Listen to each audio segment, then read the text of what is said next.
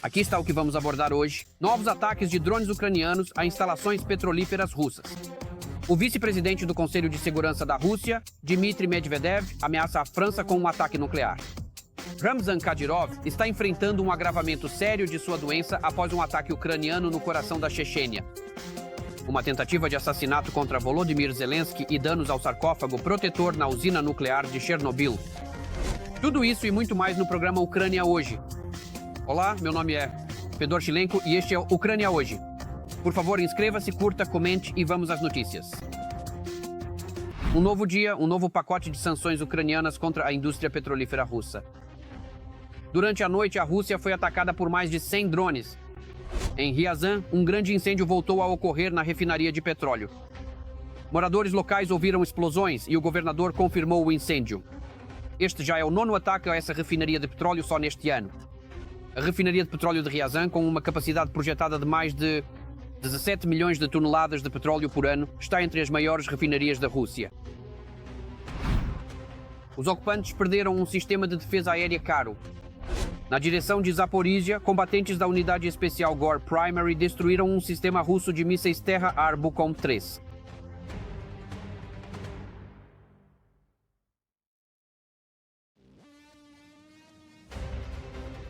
O que está acontecendo nas linhas de frente e ao redor delas neste exato momento está coberto em nosso relatório.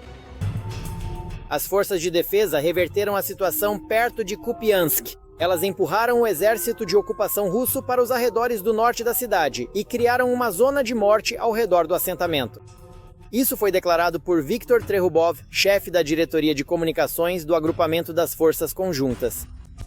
Apesar das histórias de Putin sobre seu exército capturar Kupiansk, a situação para os russos nesta frente só está piorando. Graças ao trabalho dos nossos drones, as forças armadas ucranianas conseguiram cortar completamente. Estamos direcionando nossos ataques especificamente às rotas de suprimento cruciais e extensas do inimigo, que são artérias vitais para suas operações militares.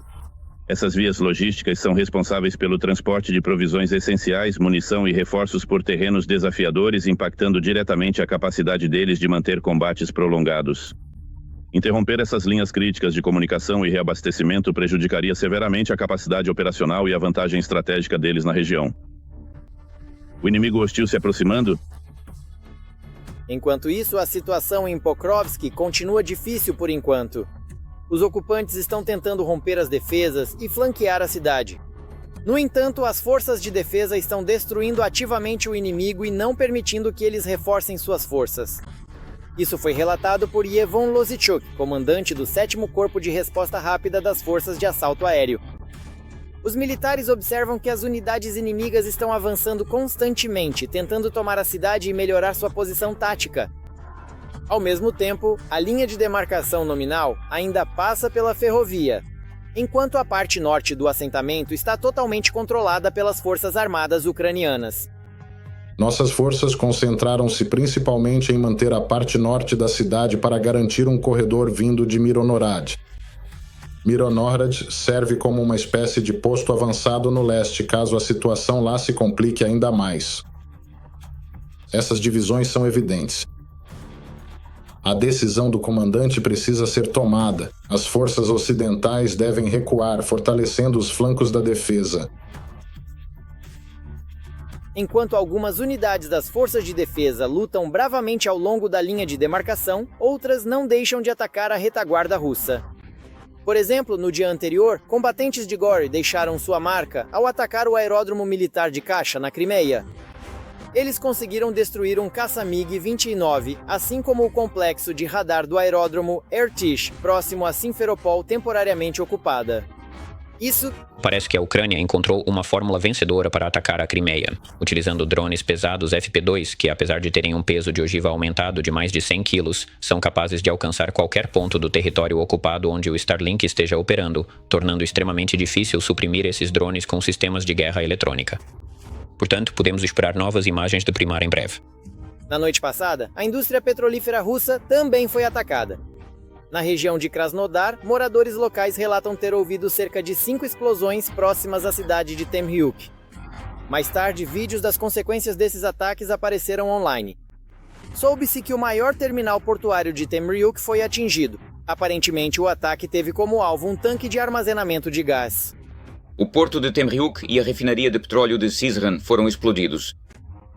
E embora essa refinaria já tenha sido atingida antes, quanto ao porto de Temriuk, bem, basicamente não. Certamente não neste ano. Temriuk é um importante centro logístico no Mar de Azov para os terroristas russos. Basicamente, é um centro-chave de exportação na costa sul da Rússia.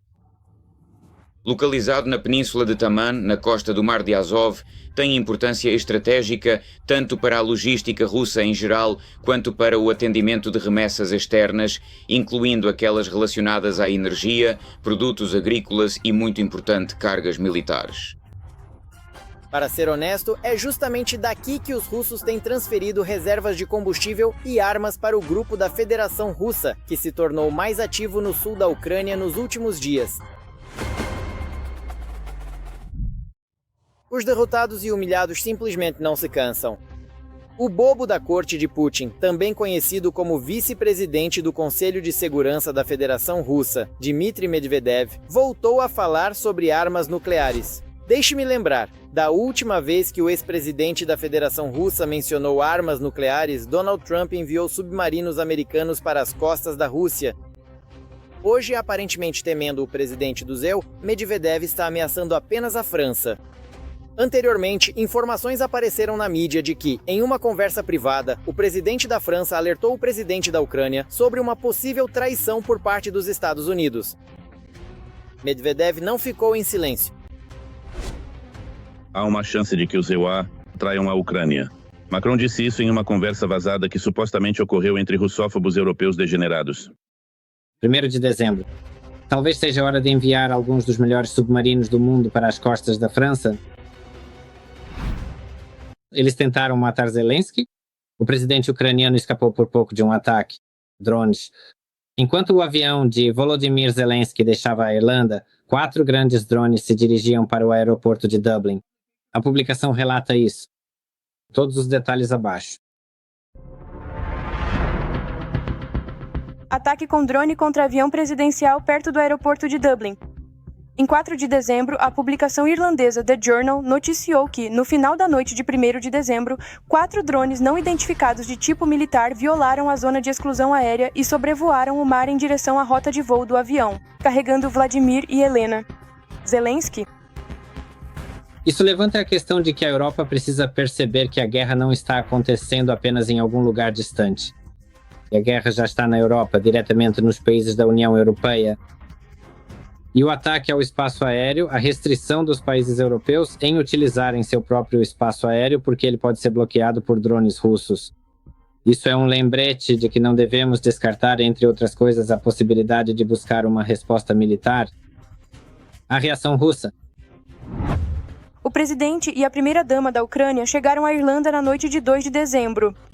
Eles foram recebidos pelo primeiro-ministro Mikhail Martin. O avião pousou apenas alguns minutos antes do incidente, embora os drones tenham alcançado a área por onde o comandante-chefe ucraniano deveria passar. Depois, os Vantes voaram em direção a uma embarcação da Marinha Irlandesa, que havia sido secretamente posicionada no mar para a visita do presidente ucraniano.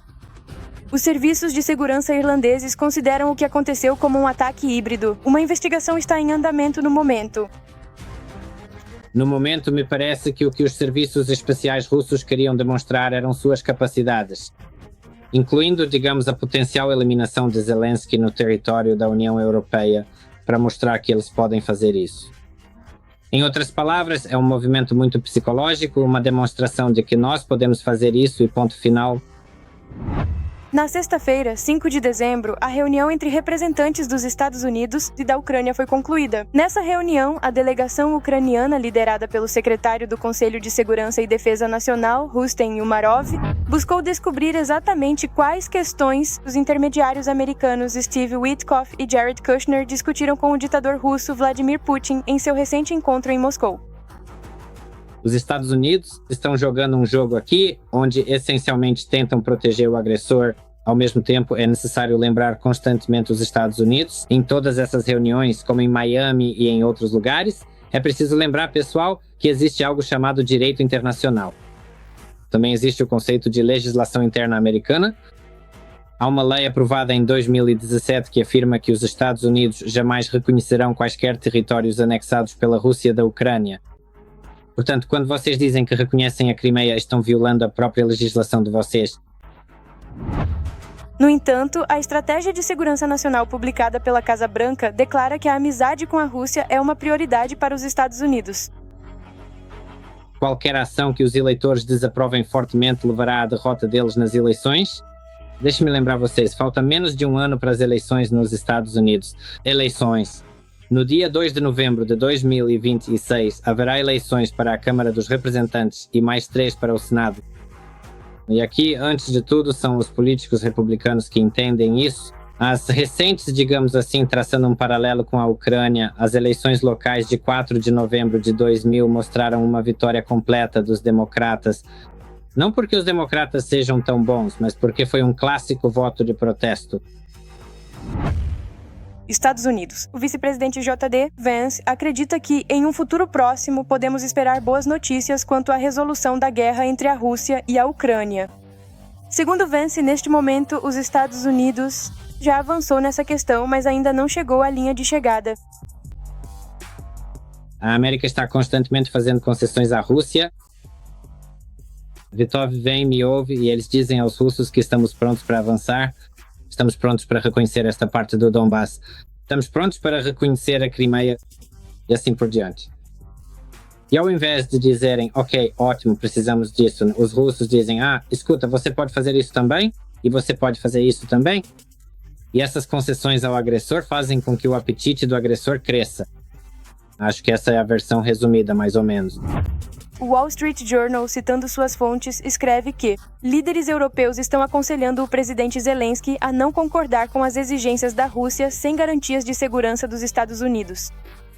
Segundo a Spiegel, durante a conversa, líderes europeus expressaram preocupações de que os Remeiua poderiam trair a Ucrânia na questão territorial, sem fornecer clareza sobre garantias de segurança.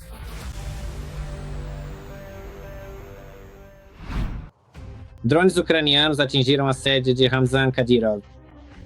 O local foi atingido, cidade de Krasny. Lá funciona o chamado Conselho de Segurança da Chechênia e outros escritórios administrativos regionais da República. É curioso que isso tenha acontecido depois que o ainda moribundo Dodon prometeu colocar a Europa de joelhos. Vamos contar mais sobre como os pássaros ucranianos estão se vingando. Nos últimos meses, a Chechênia se tornou o epicentro da tensão em meio ao aumento da intensidade dos ataques de drones ucranianos.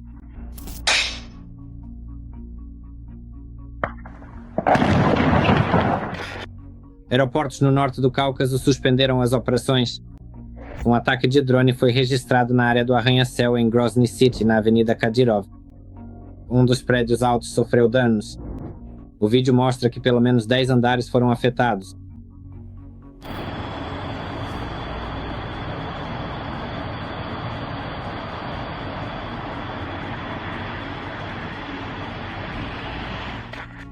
Um dia antes disso, Kadyrov declarou que estava pronto para ir à guerra com a Europa a qualquer momento e prometeu forçá-la a pedir desculpas.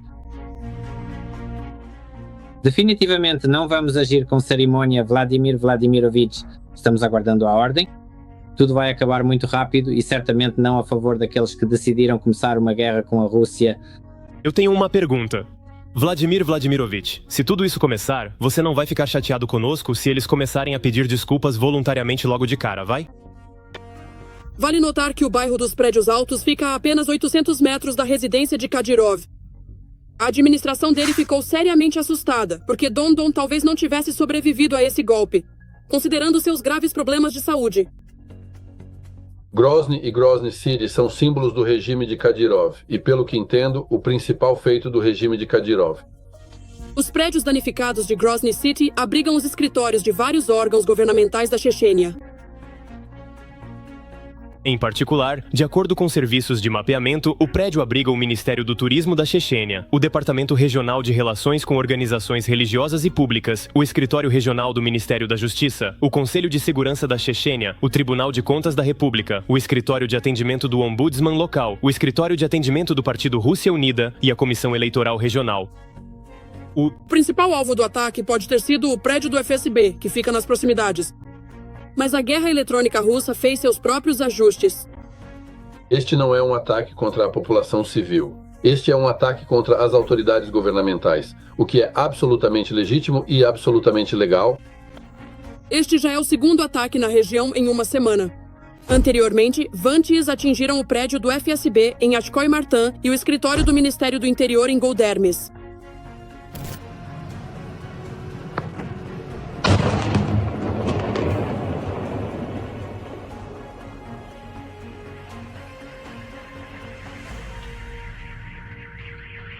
A Chechênia não era alvo de ataques das forças armadas ucranianas desde dezembro do ano passado. Naquela época, o quartel da Rosgvardia foi atacado.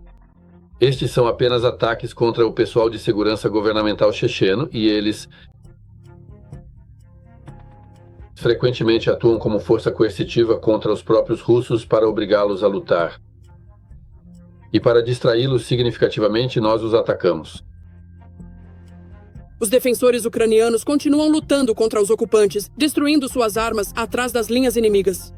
Desta vez, enquanto eram feitos preparativos para lançar Shaheds a partir de Milerovo, na região de Rostov, vários drones ucranianos atingiram a plataforma de lançamento de Vantis. De onde até 100 drones Shahed, que são veículos aéreos não tripulados de ataque, podem ser lançados em uma única noite, representando uma ameaça considerável. De onde até 100 desses Shaheds, projetados para causar danos significativos, podem ser lançados em uma única noite, o que demonstra a capacidade e a escala desses ataques coordenados. 100 Shaheds é muita coisa. Milorovo é um importante entroncamento rodoviário e ferroviário. De Milorovo até a linha de contato são mais de 150 quilômetros. Daqui, a Rússia lança Shaheds contra a Ucrânia quase todas as noites. Ela vai estar lá, olá. Olha, algo branco está voando, ali está.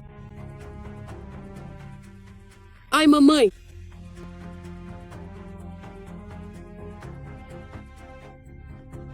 Após ataques bem-sucedidos dos defensores ucranianos contra aeródromos russos, este ano surgiram novas posições de defesa aérea na base aérea de Milorovo, que não existiam em 2024. Foram construídos hangares nos locais onde antes os aviões ficavam estacionados ao ar livre. Naturalmente, damos atenção especial a essa instalação, que é uma das principais bases dos Shaheds. Os Shaheds agora se tornaram uma das 3 principais ameaças para nós. Eles são um dos principais meios pelos quais somos atacados. São os Shaheds, bombas guiadas e mísseis balísticos. Se aprendermos a combater e neutralizar esses 3 componentes, a vida ficará muito melhor para nós.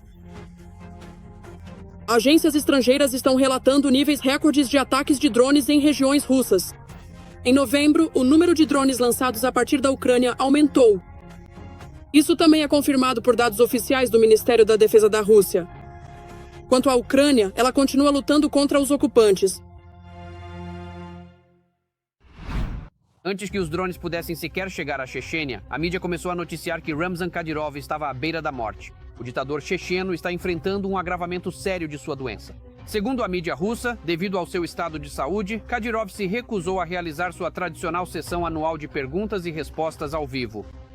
De acordo com as informações deles, Kadyrov está atualmente recebendo soro intravenoso e a sessão de perguntas e respostas ao vivo está sendo adiada até que ele se recupere. Há várias semanas, canais locais vêm publicando anúncios semelhantes sobre grandes preparativos para a sessão ao vivo, mas ainda não anunciaram uma data para o evento. O sarcófago de Chernobyl foi danificado. Após uma inspeção da AIEA, foi determinado que o sarcófago que cobre o 4º reator danificado da usina nuclear de Chernobyl não pode mais cumprir suas funções de segurança após ter sido danificado por um drone. Em fevereiro de 2025, Volodymyr Zelensky relatou que um drone russo atingiu a cúpula protetora, o que causou danos significativos. Ao mesmo tempo, os níveis de radiação ao redor da usina teriam permanecido em um nível normal, a dura realidade ao estilo russo. No contexto do retorno de ex-presidiários da guerra na Ucrânia, o número de crimes graves cometidos por grupos criminosos organizados na Rússia aumentou em 1/3 no último ano. De acordo com estatísticas do governo, nos primeiros 6 meses de 2025 foram registrados 333.251 crimes graves na Rússia, além de crimes especialmente graves. Esse é o maior número dos últimos 15 anos e 10,4% maior do que no ano anterior. Contaremos mais detalhes na reportagem. Nos primeiros 10 meses de 2025, cerca de 44 mil crimes graves cometidos por grupos organizados foram registrados na Rússia. Isso representa um aumento de quase um terço. Acho que sim, chegou o tempo dos heróis e isso é maravilhoso. A verdadeira, autêntica elite são todos aqueles que servem à Rússia. Trabalhadores e guerreiros. Na verdade, é uma conquista impressionante. O contexto desse crescimento é bem conhecido. O retorno de combatentes, incluindo aqueles que antes da guerra passaram um tempo, para dizer o mínimo, em lugares não tão distantes. Todos nós já estávamos marcados na margem, por assim dizer, como se retornar à sociedade e voltar da zona de operação militar especial fosse indesejável. No entanto, histórias assustadoras continuam surgindo na mídia. Foi-lhes oferecida a possibilidade de algum tipo de reabilitação. É uma frase que soa bem, embora na prática nem todos sejam reabilitados, mas muitos acabam, na verdade, mais endurecidos. O reincidente Azamat Skaliev foi condenado pelo assassinato brutal de sua namorada. Estas são imagens de uma câmera de vigilância, a principal prova da crueldade particular neste chocante caso criminal. Na imagem está Azamat Skaliev, agora condenado pela terceira vez. Quando ele imediatamente se virou, e então eu tirei o pequeno mouse que havia puxado e o segui de perto. Soldados que passaram pela guerra retornaram às cidades russas sem apoio psicológico, sem nenhum mecanismo que lhes permitisse se adaptar à chamada vida pacífica. Uma vez em casa, muitos escolheram um ambiente onde as regras eram claras e familiares. O crime organizado aceita essas pessoas sem perguntas desnecessárias. Experiência de combate, disciplina e ausência de medo da violência. No entanto, é só isso. Isso acabou se tornando um recurso valioso. No entanto, aparentemente, esse recurso valioso não é apenas para grupos do crime organizado. É justamente dessas pessoas. Devemos no futuro formar a elite do país, a verdadeira elite do país, nas mãos de quem possamos confiar à Rússia. Precisamos formar esse grupo a partir dessas pessoas. Como resultado, as organizações criminosas não apenas se fortaleceram nos últimos tempos, mas também renovaram seus quadros. Em algumas regiões, surgiram novos grupos que atuam de forma visivelmente mais eficaz do que os anteriores. Em Rostov, um motorista foi condenado por assassinar cruelmente uma menina de 8 anos. Um ano atrás, ele deu carona a uma estudante. Algum tempo depois, seu corpo com sinais de violência foi encontrado na floresta. Você deixou as marcas? Então... Você o estrangulando durante o estupro, então... Você já estava estrangulando ela durante o estupro? Sim. Diante do cenário atual, o Ministério de Assuntos Internos está registrando um aumento no nível de violência, ataques armados, conflitos entre grupos do crime organizado e crimes cometidos por pessoas com experiência em combate. No entanto, o aumento atual da criminalidade na Rússia não é apenas um efeito colateral da guerra, mas o resultado de uma decisão específica de enviar para a linha de frente pessoas que a sociedade antes tentou isolar.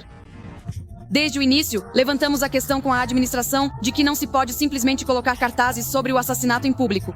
É uma cidade pequena, as pessoas se lembram desse assassinato. Todos nós morávamos aqui naquela época, tínhamos medo até de sair de casa.